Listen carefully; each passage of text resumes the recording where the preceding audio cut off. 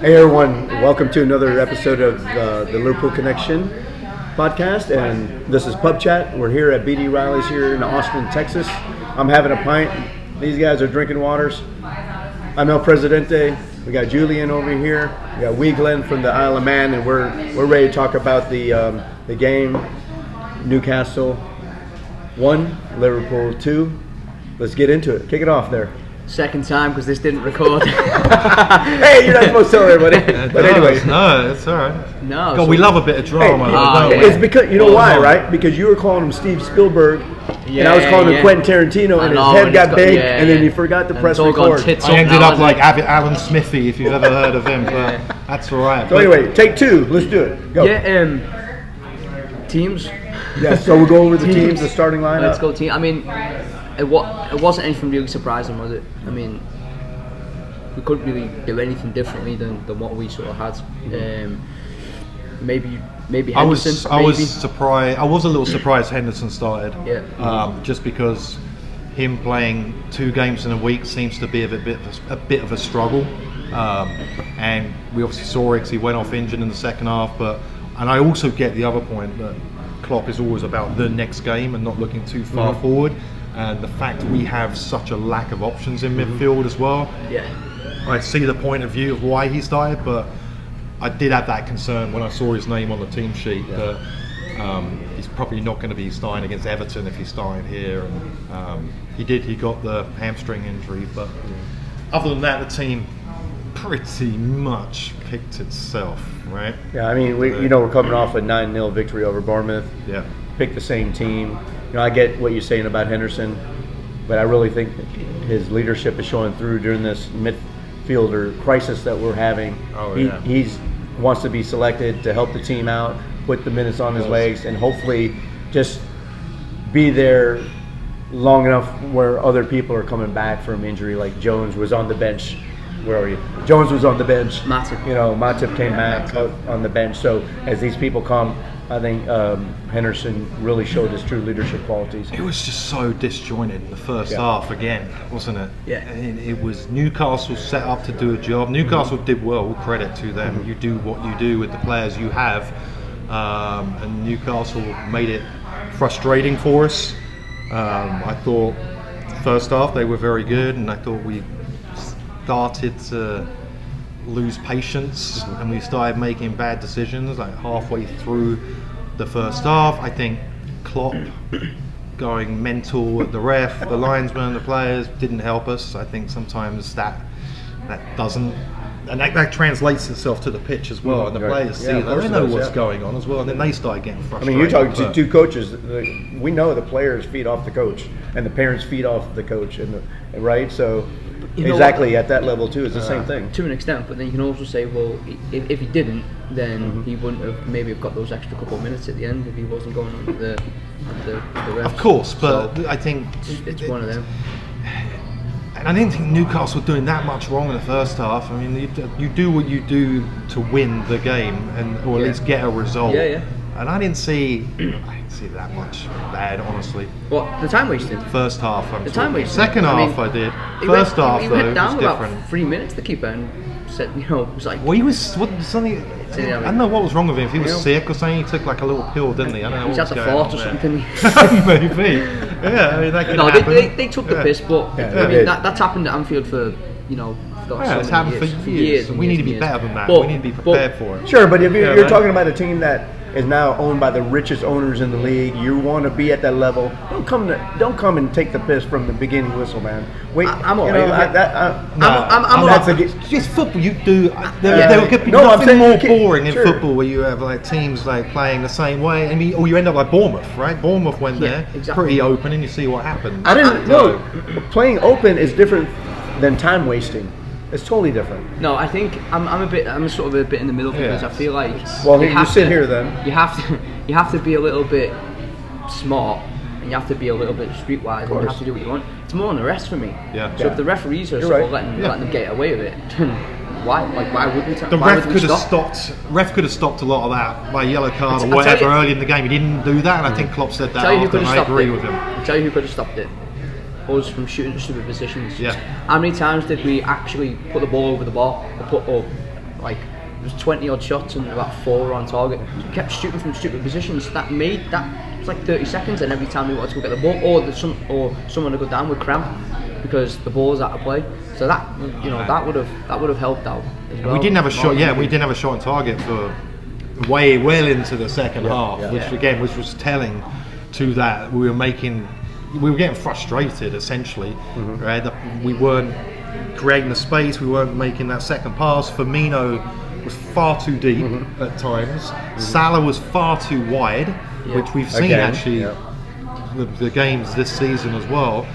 And it was all on Elliot essentially to be the creative force, and Elliot was excellent.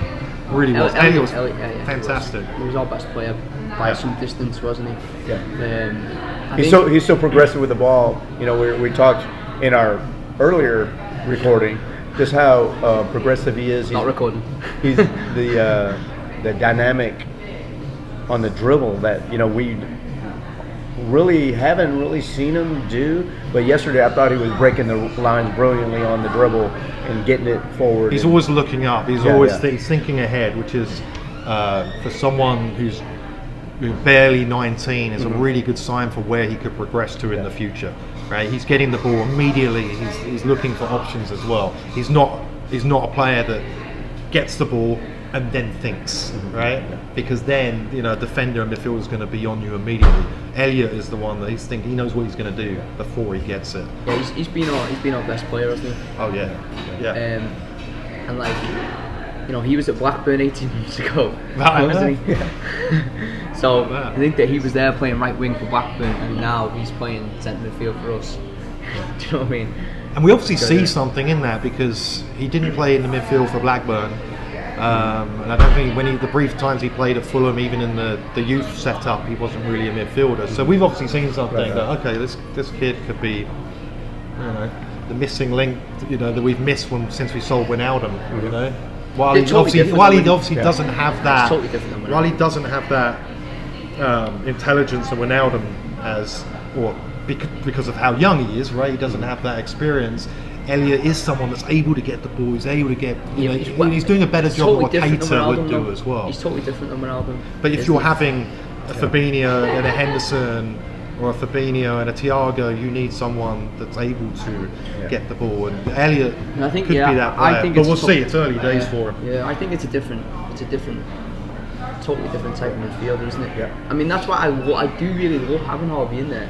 But I also feel like he might not, for our overall team, I don't know if he being in there massively helps our team, like in the midfield wise, because of the amount of work that our midfielders will do. There is obviously those upsides that we're seeing with Elliot. The downsides are is that Henderson normally is sitting on that side, protecting Trent and helping create space for Salah as well. And Elliot doesn't have, he doesn't have that. He's not able to do that at the moment. So in a way, he's totally different. It's hurting Trent, it's hurting Salah a little bit from not having Henderson essentially in that spot. Yeah, maybe. But you could also say, is the positions that Salah's picking up now? He's so wide. He is extremely wide. Tactic, mustn't we were so disjointed in that, especially that first half. The play was so slow. Taking 3 touches when a 1 or 2 touch would do. Letting the spaces close before you're making your decisions. Diagonal balls that weren't coming off. Van Dijk, I don't know how many times he tried to hit a diagonal ball. Trent, his diagonal balls.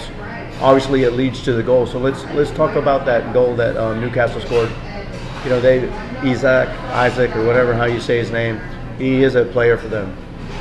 He played well. He looked at Anfield good, considering he barely trained with Newcastle. He came in and settled in. I mean, he was piss poor by us again defensively, though, weren't it? That first goal was we're all over the place. I mean, obviously Trent's misguided pass, but then there was still work that they had to do. And then Van Dijk is tracking Almiron all over the place, and then never got back into his position. Fabinho drops in to where Van Dijk's supposed to be, as he should, as the 6. But then when the ball's there in front of him, he steps into that space, creates a space behind. Hendo doesn't close the space. And it was just all over the place. It was just, I was looking at that and going, dude, you guys act like you've never played together before on that goal. It was really poor. I mean, the whole the whole half from Liverpool was awful. I think it was much worse than the Palace performance. It really was. I know obviously we got over the line in the end, but like we were saying before, I don't think we had a shot until like 65 minutes or something. Yeah. Something stupid. We came out second half, and it was better. Yeah. Not a great deal better, honestly. No. It was. We were seeing kind of it was definitely. I think Newcastle set off a little bit more. The time wasting definitely started happening early that half as well. But we were getting frustrated again. We weren't using our experience because we had a shitload of experience on that pitch, and we didn't really use that. But we got better as the half went on. Right? Do you agree with that? Yeah, and you know, we ended up scoring through Bobby. Salah obviously didn't score a goal this game, but he did a contribution and assisted on Bobby's first time shot from the edge of the box. Brilliant. That's 3 goals in 2 games for him, where we really needed to find somebody to step into Nunez's spot to score a goal. So very important. Good play on it because Fabinho picked it up. Harvey got it on the half turn, put it into Salah right across. It was a good goal from our point of view. Yeah. Sort of the first time we just sort of played a little bit quicker and sort of made some things happen. But it was weird. It was weird because as the game sort of went on, I still didn't feel like we were gonna. Honestly, I didn't feel like we were gonna get that second. We weren't creating, were we? We had the possession, no doubt. Bobby was again far too deep, shooting from sitting way too deep. But one thing I noticed differently in this game, so last game when he was dropping into the midfield, Henderson and Trent were running into that space where he vacated. But this game, I didn't see anybody running into that. He just vacated that space, and no one else filled that in. I think they're expecting Diaz to come in from the left and fill that in the central. More importantly, is that someone's beer over there? That's mine. I'll go and get your beer. Thank you. All right, you carry on waffling on. All right. So, what was your thoughts about the extra time that was after? Well, there was a bit of fume about it, wasn't there? Well, put 5 minutes extra time, and then you're going to waste time during extra time. Yeah. It's right by the ref to add additional time. You can complain all you want about, hey, they put that. It happens all the time in games. It's just because Liverpool did it, scored during it, and that's what everybody's up in arms about. It's fair play to the referee, to be fair, because you don't like the team doing a time waste. It's happened for years and years. So it's as long as the referee does something about it and they add on those extra minutes. Right. It's like fair enough that he actually he did it, because you don't usually see that. Like, you might see loads of time wasting, but then if 5 minutes is up, then you'll be like, all right, then it's up after 5. So it was a great finish, wasn't it? Yeah, credit to Gomez winning that initial header, and Salah on the back post battling and keeping it alive, and then Carvalho. That's the thing with Salah as well. I mean, we're saying that he's involved a lot. Yeah. He has been, not necessarily all the assists, but he's involved. Yeah. In these games that we've seen this season as well, but he was there, and that finish by Carvalho, who has been brilliant every game he's come on this season. He's given something different, hasn't he? Yeah. Right? And he's a little pesky player, and he's intelligent on the ball, and he's looking to make things happen. Yeah, his technique is great. Technique is great. That was a tough finish as well. Yeah. To score from there. He scored last week against Bournemouth, right? Had his birthday, and then he scores the game winner. That's a pretty good birthday week, I would say. Can't say I've done that now. He's only 20, so he can't celebrate too much. But no, you can. 18 in England. Oh, okay. I forget. He's professional football. I haven't been back there in so long. I forget how old. I need to go back. All right. Hey, subscribe, like, comment. But anyway, and send me back to England. So while it felt like a crisis, and it would have been a crisis if the final whistle had gone like 10 seconds earlier. Right. Now, 2 wins in a row. Midfielders are coming back. We're starting to get into a better place. Next game up is the derby against Everton. What's your thoughts about? What's your thoughts about this? Well, before we get into that, let's hear from Daza. He's interviewing or having a conversation with Speedo Mick. Obviously, everybody in Liverpool knows who Speedo Mick is, and we appreciate all the efforts he does for the community there in Liverpool. So let's hear from them. Klopp's got a business plan that he follows, and he's not like Everton, because Everton has spent a lot of money. Oh, we have spent a lot of money, mate. We've wasted more to the point. We've wasted like hundreds of millions of pounds, mate. You know, but going straight into this window, and talking about how we're playing this season, I'm you know, obviously we want to win. You know what I mean? We want to win under our belt, but I think we've been really unlucky. We were unlucky. We played really well against was the first or the second half against Chelsea. Mm-hmm. Do you know what I mean? And what else? We give a few goals away by just a couple of silly mistakes, losing the ball in midfield, trying to dribble, which we seem to be doing, and we were doing it against Leeds. We were losing the ball in our area, just by the centre circle, because we were trying to dribble past players instead of just knocking it to one another. You know what I mean? And that's what was seen to be happening. But I think Everton seems to be they seem to be a lot more organised. Do you know what I mean? Than we were last season, and the season before. You could say the season before that, the season before that. But we seem to have a plan. You know what I mean? And we're hitting them on the break at the moment. You know what I mean? And long balls over the top, which seem quite accurate. And you know what I mean? We've got a bit of pace in the team for the change. We never had it. We haven't had it. I can't remember the last time we had any pace. So I think we've got a bit of organisation. We've got a bit of we've got a plan. We've actually got a plan, and that's with a lot of players injured, out. You know what I mean? And new players who coming in. You know what I mean? Seem to be hitting the ground running. You know what I mean? McNeil's a little bit not too. He's not sort of hitting the ground, but he's doing it. He's playing a part. He's still playing a part. You know what I mean? What did you think of Richarlison leaving? Because I mean, for me, he was the bad boy of Everton, and he's got a very punchable face. Very punchable. yeah. Exactly the same as Henderson's. Do you know what I mean? But I still got to respect Henderson for putting me in the book. You know what I mean? And give me all them shout outs, mate, as an Everton and all that. But mate, you don't want to keep selling like your best player. If you're gonna go somewhere in this league, you got to keep all of your best players. You know what I mean? And we haven't done that for a long time either. As well as we spent badly. Okay, welcome back. Thanks again to Speedo, Mick, and Daza for talking, having a brief conversation. So let's get into the Merseyside Derby this weekend. It's early kickoff. At Everton. Really it's 6:30 in the morning here. We'll be in the garage bar at 5:30, kicking it off. But I asked you this before. Do you really like those early kickoffs when you're over there across the pond on this game? No. Nah. Okay. Just wanted to make sure, because I like it, because you can't drink all day unless you start real early. But it's not. No one likes it. I don't know. The players like it. The managers like it. The fans like it. I don't know who likes 6:30s, honestly. Well, 12. No, I mean over there. The TV, Sky and BT over there love it, of course, because they're the ones that make it happen. But nah, the early kickoffs. So let's talk about what you think the lineup will be. Obviously, with Henderson with a hamstring injury now.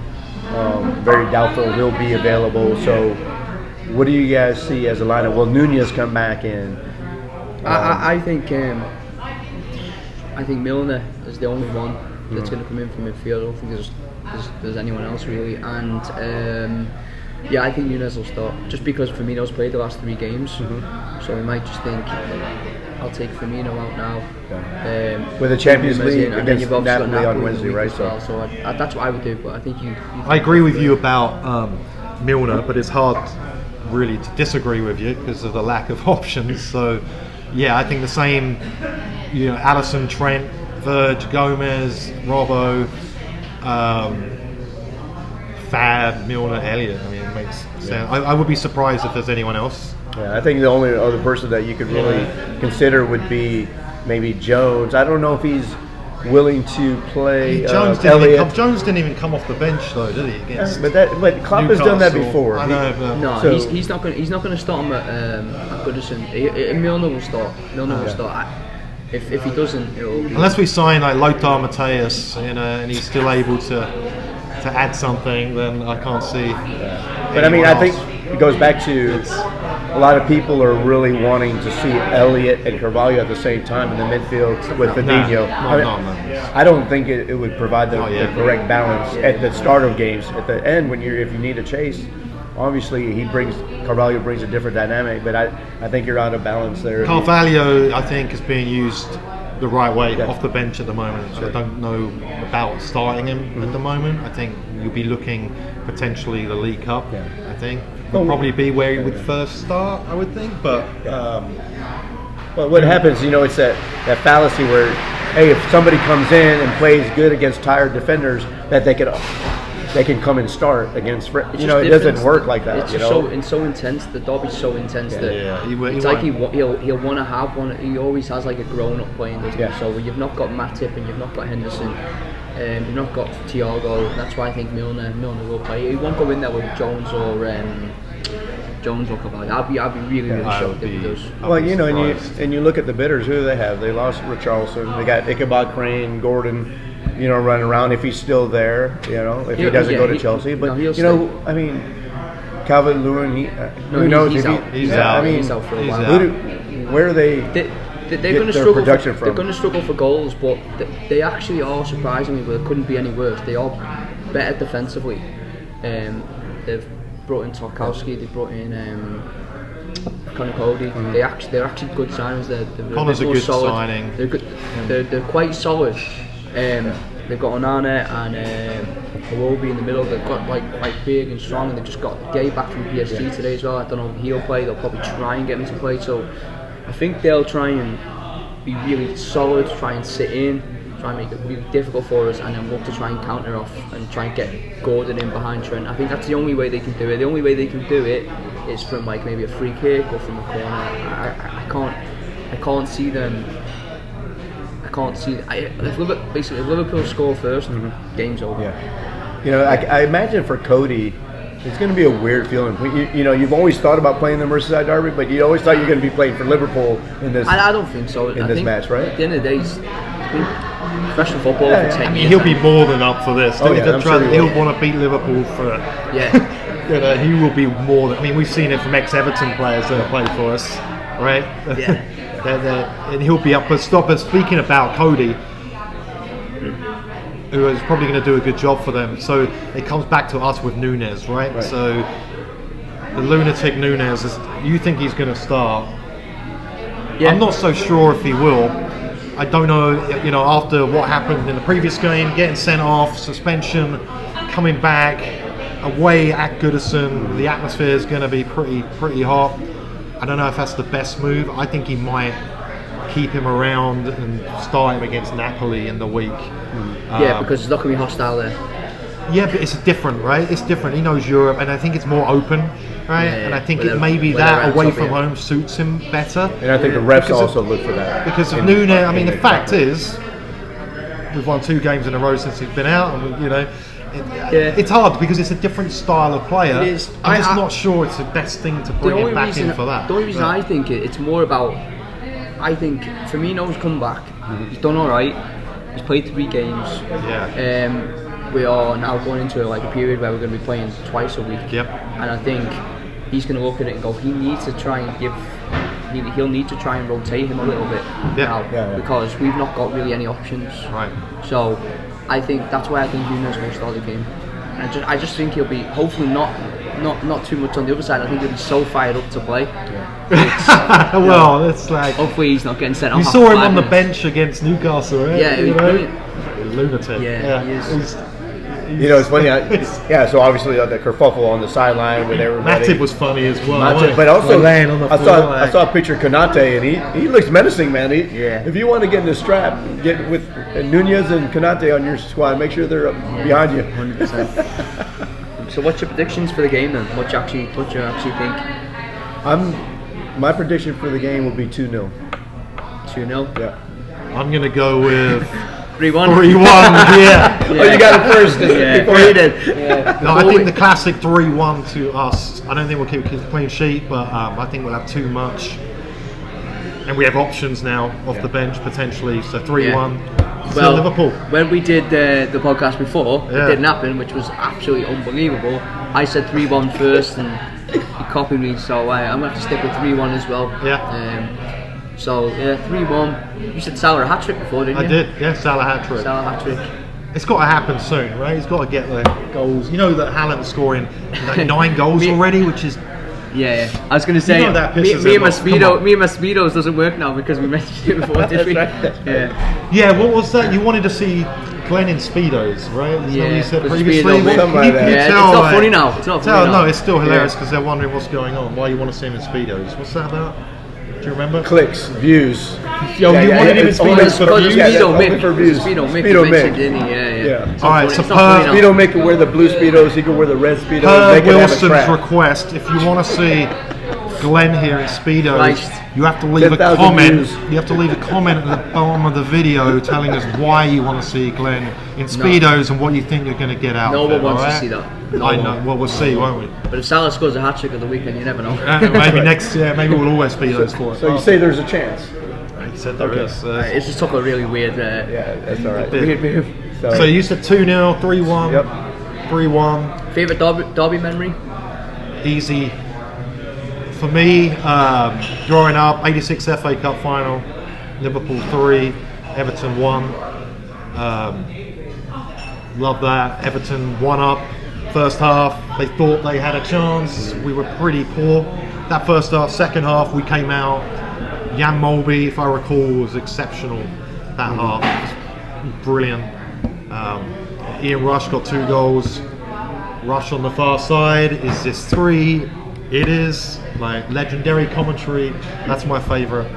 There's many to pick from though. So I mean, it'd be easy to just say Origi, right? But I actually like when we played them in the cup and Jones scored. You know, we had all the kids playing against their senior team, and he scores that cracker of a goal from the outside. So that's probably my favorite right now. Yeah, this is my favourite game of the year by some distance. So I'm gonna say 1 at Goodison. I think it was the 2-1. It was the one where Couch scored 2. And I think he should have been sent off. Well, 100% should have been sent off. 100%. Just because they're so hopeful that they were going to win.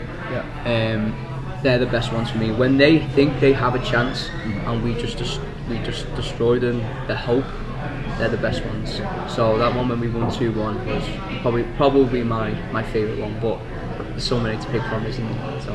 you're right on that. They are the best. Obviously, while you're in the moment and you're watching the game, they're the most painful ones, right? Because you're like thinking about what's going to happen throughout it. Your heart's racing, you're going mental because probably we're not playing that well. We get the win at the end, and you feel elated afterwards, and they're the ones you really remember. The 4-0s, the 5-0s, 6-0s, etc. Amazing, right? Right? You can relax during the game, but the ones that you like carry with you and you remember are those ones that they are close, where Everton They do always think are they close, have a really, chance. Yeah, it's only the last what? They haven't won in a while, have they? When was the last time They won last year. Like, They won at COVID. no, didn't Goodison. they? No, the Oh, Goodison. Yeah, one. no, that was 0-0, wasn't it? Yeah, Goodison. Yeah, mate. they haven't won a good. That is a win for them, though, isn't it? God, that was a crap game, wasn't it? The game first back after COVID, the 0-0 at Goodison. Yeah. That No, was torture, that was. just can you imagine being them? Just think about all those last minute, because I've got mates that are like, I'd prefer you just to have the 3 points and just not even bear it. Like I can't have the actual feeling of just getting beat by us and getting beaten in the last minute. But think about how many last minutes we've had and turn it around and think, imagine if they were like last minute defeats. Like, I don't think I'd go again. I don't think I'd watch it again. Yeah, So I can would see not that. be, But anyway, should we wrap it up? Hopefully let's it's wrap it up. recorded this time, Yeah. otherwise we're never going to do another one. That's right. Well, we appreciate you guys watching the show. Obviously, like, subscribe, comment below. We love doing these in the pub chats. You know, doing it during the day is kind of weird, right? But we appreciate you viewing our thing. Cool. Thank you for BD Riley's for hosting us again. They have a good his mom's in town, and she had the big breakfast. She What had do you call that? the Irish breakfast. Irish breakfast. Yeah, right? Irish breakfast. She liked it. I can see her plate over there, and she's pretty much finished most of it. Yeah. She's done. So when you're Sit done, down all 3 right. hours She's ago. done all right. When you're in town, come to BD Riley's. Come take us to visit, and then we'll see you on the next one.